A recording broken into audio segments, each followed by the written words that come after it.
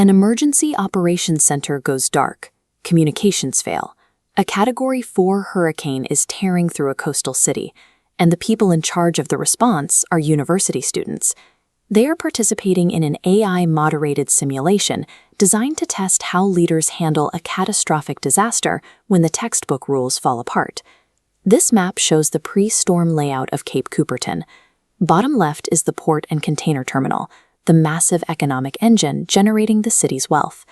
In the center is the East Basin, a low-lying, densely populated residential area representing the city's social core. These two zones sit directly next to each other, sharing the exact same vulnerable coastline. If a massive storm hits, the city will not have the resources to protect both the commercial hub and the residential basin simultaneously. The geography guarantees a high-stakes conflict between protecting capital and protecting human lives. To complicate matters, the simulation fractures control of the city. Students are assigned specific roles: a city manager, a mayor, a port authority commissioner, and members of the city council. The city manager has the legal authority to order evacuations, but relies on the city council for their job. The mayor is the public face, but lacks direct operational command. The port commissioner controls the economic engine, but answers to shipping interests. No single person has the unified executive power to act alone. This disaster simulation map reveals the catalyst designed to test that broken system: Hurricane Herman. A Category 4 storm is barreling toward the coast from the bottom right, threatening a direct hit on Cape Cooperton. The city has a written emergency plan, explicitly instructing leaders to evacuate low-lying areas days before landfall. Executing that plan, however, requires a political consensus to shut down the local economy.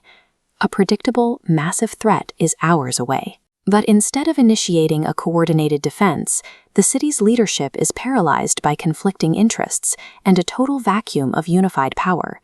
48 hours before projected landfall, the National Weather Service issues a hurricane watch. The city manager wants to evacuate. The mayor and the port commissioner push back.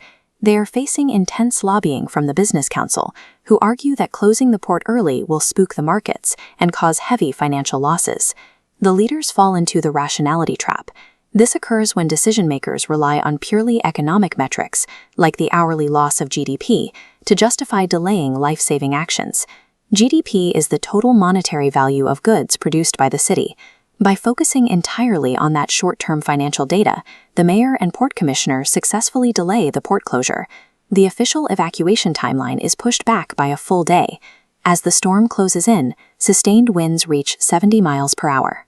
High-profile vehicles lose traction and risk tipping over. It becomes physically impossible to operate the city's fleet of evacuation buses. Catering to business elites achieved the goal of keeping the port open a few hours longer.